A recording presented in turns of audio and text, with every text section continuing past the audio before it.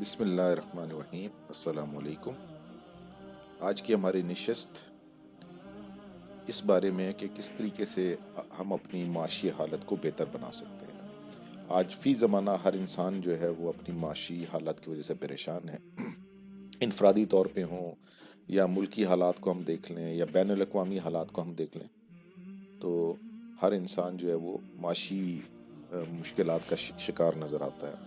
اب وہ معاشی عام طور سے ہم جو ہے اپنی معاشی حالت کے اوپر جو ہے وہ حکومتوں کو دوش دے رہے ہوتے ہیں، سیاستدانوں کو یا دوسرے لوگوں کو ہم بات کر رہے ہوتے ہیں کہ جی جتنی بھی ملکی معیشت ہے اس کی تباہی کے پیچھے جو ہے ان سارے لوگوں کا ہاتھ ہے۔ لیکن اگر ہم غور کریں، قرآن و حدیث کے اندر ہم بات کریں تو ان کی قرآن و حدیث کی روح سے ہم اگر اس کو جو ہے اس کا جائزہ لیں تو پھر یہ سامنے آتی ہے بات کہ بھئی جو بھی انسان کے اوپر حالات آتے ہیں وہ اس کے اپنے اعمال کی وجہ سے آتے ہیں۔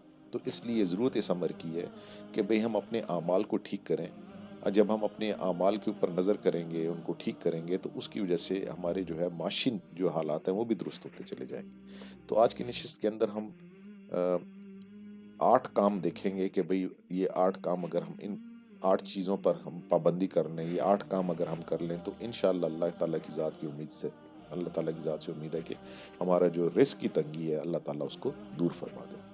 تو آئیے ان چیزوں پر بات کرتے ہیں کہ جن چیزوں کی پابندی کی وجہ سے ہماری جو ہے معاشی حالت بہتر ہو سکتی ہے۔ سب سے پہلی چیز جو ہے وہ یہ ہے کہ ہم رزق حلال کے لیے کوشش کریں۔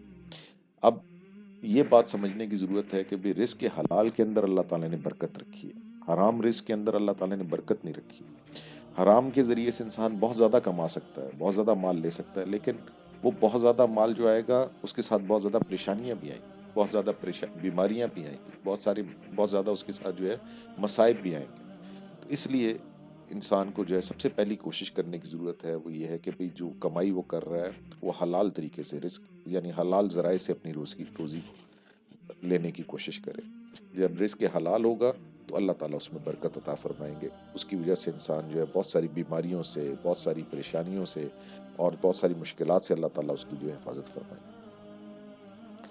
دوسری چیز جو کرنے والی ہے وہ یہ کہ اپنی زندگی کے اندر جو ہے وہ اپنی دینی زندگی کو اپنائیں، اپنے اندر جو ہے تقوی پیدا کریں۔ قرآن پاک میں آتا ہے جو شخص اللہ سے ڈرتا ہے اللہ اس کے لیے چھٹکارے کی شکل نکال دیتا ہے اور ایسی جگہ سے روزی دیتا ہے جس کا اسے گمان بھی نہیں ہوتا۔ یعنی جب آدمی تقوی اختیار کرتا ہے تو اللہ تعالیٰ اس کو ایسی جگہ سے روزی عطا فرماتے ہیں جہاں سے اس کا گمان بھی نہیں ہوتا۔ اب دینی زندگی یہ ہے کہ بھی انسان جو ہے ہر قسم کی نشاور چیزوں سے جو ہے بچنے کی کوشش کرے، اور جو ہے جتنے بھی یعنی غیر شرعی تعلقات ہیں انسان ان سے بچنے کی کوشش کرے، تاکہ جو ہے وہ اللہ کی جو ہے رحمت کے اندر رہے اور اللہ کی جو ہے عذاب سے بچ سکے۔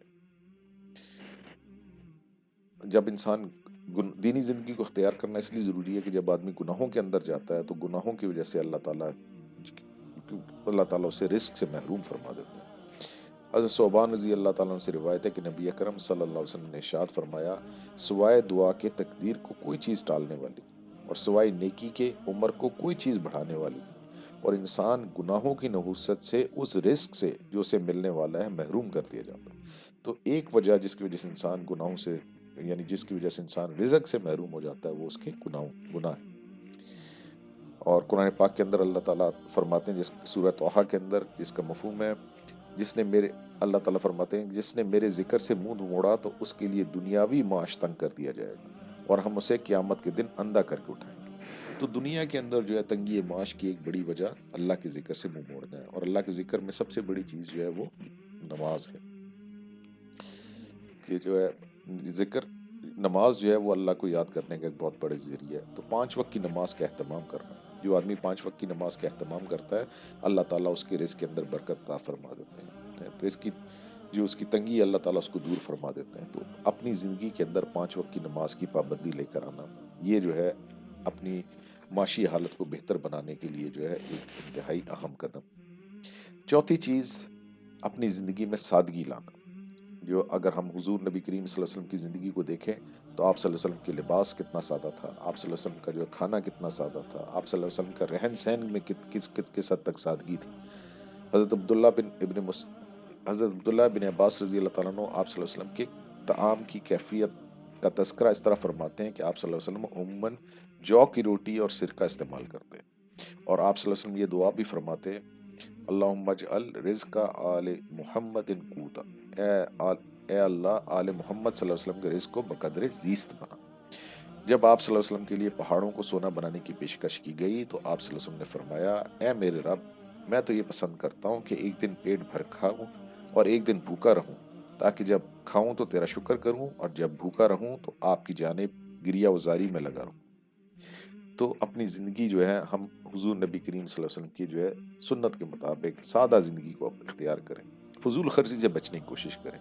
इसलिए कि अल्लाह ताला ने कुरान पाक के अंदर फरमाया, फजूल खर्च लोग शैतान के भाई हैं और शैतान अपने रब का नाशुक्र है। तो जहाँ जिस हद तक हो सके फजूल खर्ची से बचना और अपनी ज़िंदगी के अंदर सादगी लाना। सादा ज़िंदगी के अंदर अल्लाह ताला ने जो है मुआशी मसाइल का हल रखा है। पांचवा काम जो हमें करना है जिसकी वजह से हम अपने मुआशी मुश्किलात को हल कर सकते हैं, वो है सदका।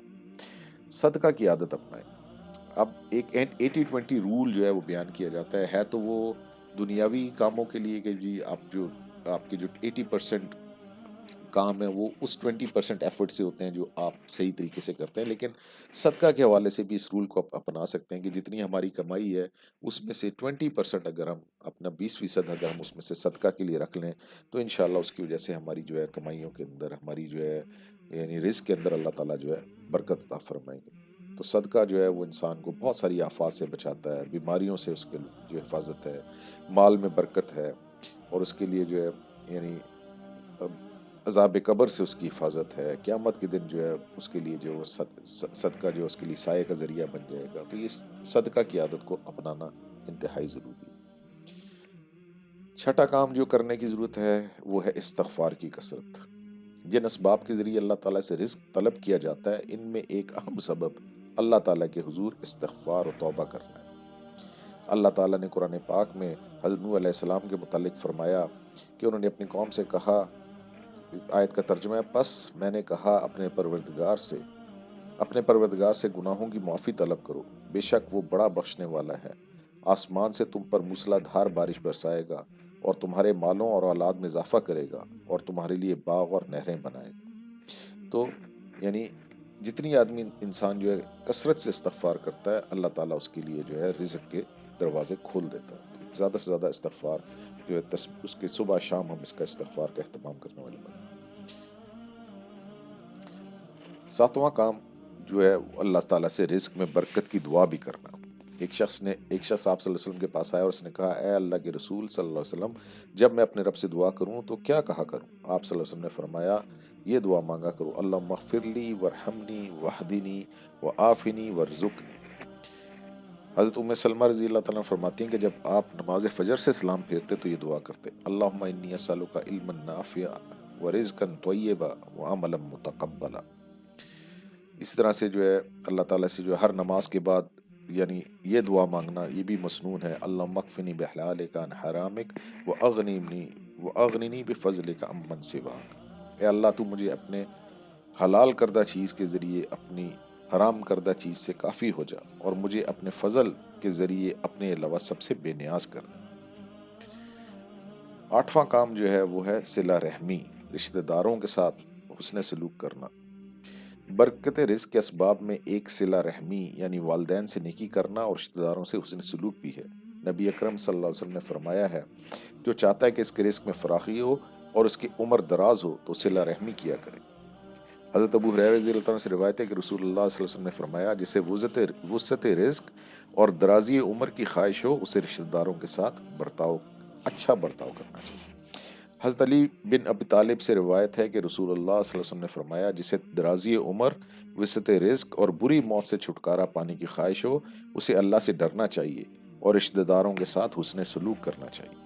तो ये एक काम है सिला रहमी, जिसकी वजह से अल्लाह ताला जो है रिज़्क़ के अंदर जो है इंसान की बरकत अता फरमाते हैं। तो भाई ये 8 काम अगर हम कर लें, इन 8 कामों की हम पाबंदी कर लें तो इंशाअल्लाह जितने भी हमारे माशी इनफरादी या इज्तिमाई मुआशी मसाइल हैं, अल्लाह ताला उनको जो है हल फरमा देंगे। एक दफ़ा दोबारा से उन 8 को दोहरा लेते हैं भाई। सबसे पहली चीज़ रिज़्क़ हलाल के लिए तो कोशिश करना। नंबर 2 दीनी ज़िंदगी इख्तियार करना। نمبر 3 نماز کی پابندی، نمبر 4 سادہ زندگی اختیار کرنا، اپنے لباس میں، کھانے پینے میں، رہن سہن میں سادگی لانا، نمبر 5 صدقہ کی عادت اپنانا، نمبر 6 استغفار کی کثرت، 7واں کام جو کرنے والا ہے وہ ہے رزق میں برکت کی دعا، اور 8واں کام جو ہے وہ صلہ رحمی، یعنی اپنے والدین کے ساتھ، رشتہ داروں کے ساتھ، اور جتنے بھی ہمارے احباب ہیں ان کے ساتھ اچھا سلوک کرنا۔ اللہ تعالیٰ جو کچھ ہم نے یہ جو اعمال ہیں ان اعمال کی پابندی کرنے کی توفیق عطا فرمائے، اور سب کے لیے اللہ تعالیٰ جو ہے رزق کے اندر جو ہے برکتیں عطا فرمائے، سب کی رزق کی جو ہے مشکلات کو اللہ تعالیٰ آسان فرمائے۔ آمین ثم آمین۔